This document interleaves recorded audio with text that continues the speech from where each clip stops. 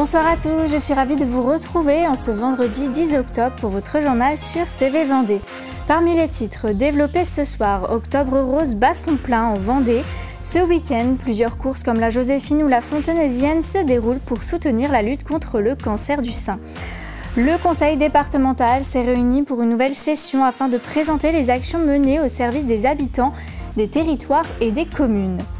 Et enfin, cap sur la rive d'Autise et Fémoraux pour découvrir le label Destination d'Excellence qui met en lumière 8 sites touristiques du sud Vendée. Direction Fontenay-le-Comte ce dimanche où la ville s'habillera de rose pour la marche rose fontenaisienne. Un rendez-vous solidaire organisé par plusieurs acteurs locaux de la santé et du sport. Parmi eux, la clinique Sud Vendée, la CPTS locale et le sport athlétique fontenaisien. Objectif, sensibiliser le grand public et la lutte contre le cancer du sein, soutenir la recherche médicale et accompagner les personnes touchées par la maladie. Tous les fonds récoltés seront entièrement reversés à cette cause. Nous allons partir de la clinique puisque cette marche elle a été créée au départ par les infirmières de la clinique et j'espère qu'on sera 2000 personnes cette année. On était 1000 l'année dernière, donc pourquoi pas doubler cette année. Ça sera allure libre, donc les gens pourront courir, marcher à leur rythme, ils ne seront pas encadrés. Il y aura seulement des signaleurs au carrefour et il y aura des rubans roses pour indiquer le parcours. Quand on voit le nombre de personnes, nous, dans nos ateliers bien-être qui viennent nous rejoindre, il faut se dire que malheureusement, le cancer du sein n'est pas enrayé, bien au contraire. Hier soir, le conseil départemental de la Vendée se réunissait au Poiré-sur-Vie pour une nouvelle session. Au menu, des ajustements budgétaires et les premières orientations pour 2026. Parmi les sujets phares, la mise en place de mobilité douce et les prochains aménagements routiers du département ont été largement discutés. Et sur ce canton en particulier, nous avons de nombreux projets, en particulier en termes d'investissement sur les infrastructures. J'en citerai deux. Une infrastructure autour de la route RD6 entre Esnay et Saint-Gilles-Croix-de-Vie, où on le sait, c'est un axe accidentogène qui est étroit. Eh bien, nous lançons ce projet d'une 3 voies entre Esnay et Saint-Gilles. Et la bonne nouvelle, c'est que nous venons d'avoir l'accord de la CDPENAF en préfecture depuis hier. Un autre projet aussi important pour nous, c'est le déplacement du quotidien en vélo avec une piste cyclable qui vient d'être mise en œuvre, ouverte entre Esnay, la Génétouze, Mouilleron-le-Captif et La Roche-sur-Yon. Une autoroute du vélo pour que nous allions le matin travailler avec son vélo et revenir le soir en toute sécurité. La question de l'insertion professionnelle et de l'emploi sur le territoire a également animé les débats de cette séance.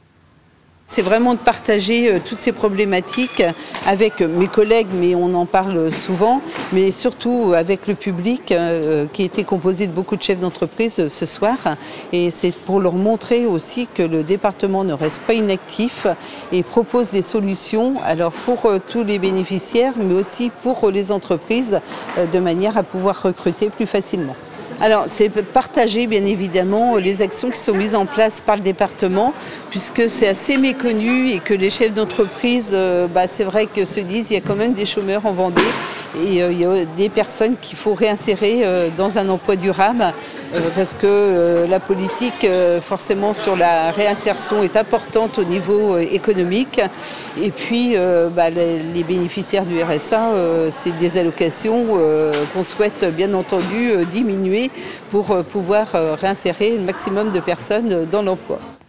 Les conseillers départementaux vont poursuivre leurs travaux en commission tout au long de la semaine prochaine avant de se retrouver vendredi pour les votes définitifs dans l'hémicycle. Préserver son environnement, repenser ses modes de consommation et s'adapter au changement climatique, autant de défis majeurs qui concernent directement le sud Vendée, un territoire singulier partagé entre océan, marais Poitevin et bocage, un espace riche mais fragile où les effets du réchauffement climatique se font déjà sentir. Pour encourager les habitants à agir à leur échelle, la communauté de communes Vendée Grand Littoral lance la 3e édition de son festival de la transition écologique. Du 16 au 24 octobre, l'événement proposera une semaine d'échanges et de sensibilisation, des conférences, des visites d'entreprises engagées ou encore des rencontres avec des acteurs locaux de la transition. C'est un rendez-vous ouvert à tous pour découvrir des initiatives concrètes et réfléchir ensemble à un avenir plus durable sur le territoire vendéen. Ça permet effectivement de mettre 35 rendez-vous dans chacune de nos 20 communes du territoire pour sensibiliser, pour rapprocher la question de la transition énergétique, notamment avec le quotidien de nos habitants. La transition énergétique, ça peut être perçu comme quelque chose un peu de théorique ou de lointain. Là, on va voir comment concrètement, dans son quotidien, avec ses enfants, eh bien, on peut faire des gestes utiles pour soi, utiles pour le pouvoir d'achat et aussi utiles pour notre planète. Cette année, on va aller un peu plus avec la mer. C'est un trésor, on ne la connaît pas. Comment la préserver, mais aussi comment on peut exploiter certaines ressources qui demain sont peut-être notre avenir. On a la forêt aujourd'hui, on a des puits de carbone avec la forêt, mais il n'y a pas que la forêt qui est un puits de carbone. On a nos marais, mais comment on peut voir? On a l'eau. Mais aussi, comment avec un barrage, on peut apporter de la biodiversité avec des débits, alors c'est un peu plus technique, débits réservés, entre guillemets, qui vont permettre d'alimenter en période de sécheresse le milieu. Et si la Vendée devenait une destination d'excellence?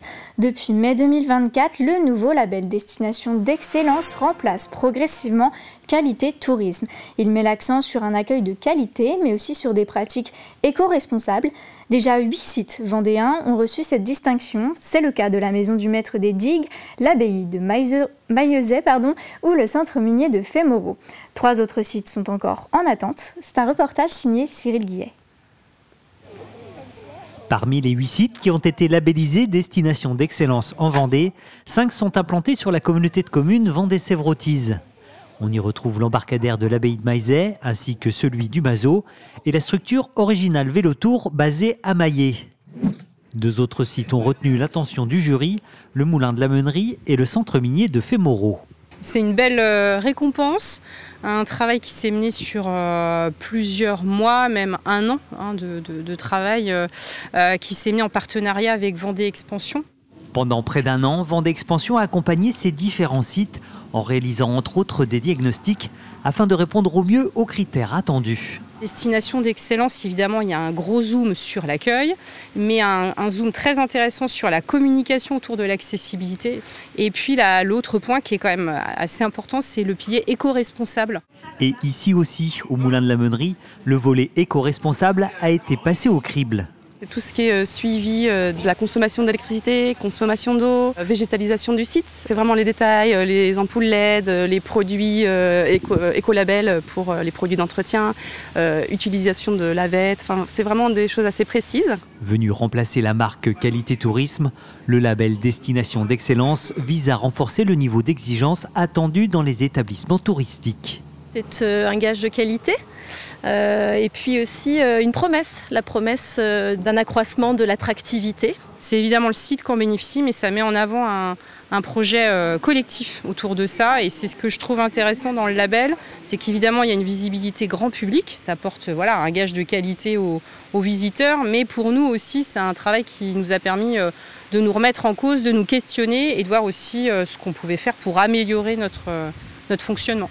Porté par Atout France, le label Destination d'excellence est décerné pour une période de 5 ans. Ce mercredi 8 octobre, La Roche-sur-Yon a rendu hommage à Joseph Le Saffre, jeune lyonnais tombé pour la France à seulement 20 ans. C'était le 7 février 1945 à Orton-en-Ray.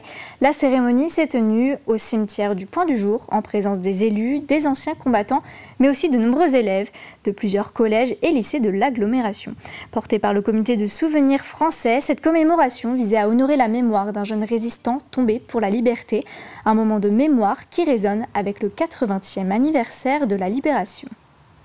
Ce qui m'a marqué, c'est le fait qu'il soit décédé assez jeune, qu'il se soit battu du coup, pour le pays en étant assez jeune, et que finalement cette commémoration elle est assez rare parce qu'il a failli du coup tomber dans l'oubli. Et aussi en tant que section Abibac, donc une section franco-allemande, c'est aussi important parce que après tous les moments qu'on a avec l'Allemagne, aussi de montrer qu'on est là et qu'on représente aussi cette partie. En histoire géo, on est en train de travailler ça avec nos professeurs. On travaille la Première Guerre mondiale, 14-18, et on travaille les monuments aux morts. Ça permet de plus en savoir et vivre l'expérience Aujourd'hui même. On a des établissements scolaires qui étaient prévenus, des lycées tels que de la de Tassigny, collège Herriot, collège Saint-Louis, collège Richelieu qui étaient présents parce que certains de ces établissements sont dépositaires de drapeaux remis par le Souvenir français et puis d'autres aussi parce qu'ils adhèrent aux valeurs du Souvenir français. On clôt ce journal avec un mot sur la fête de la science qui se déroule partout en France jusqu'au 13 octobre. En Vendée, rendez-vous jusqu'à dimanche au Sable d'Olonne, salle Audubon pour le village des sciences. Petits écrans pourront y rencontrer des acteurs locaux et découvrir leur savoir-faire scientifique. Jetons un œil à la météo de ce week-end. Ce sera un temps ensoleillé avec des températures douces. Du côté de Dompierre-sur-Yonne, il fera 19 degrés. L'après-midi, vous pourrez donc en profiter pour assister à l'arrivée du Tour de Vendée et apercevoir TV Vendée dans le cortège des caravanes. C'est la fin de ce journal. Merci à tous de l'avoir suivi. Vous pouvez retrouver toutes nos actualités en replay sur notre site tvvendée.fr. Prochain point sur l'actualité, ce sera demain pour le récap de l'actu de la semaine avec l'hebdo. D'ici là, passez un très bon week-end sur TV Vendée.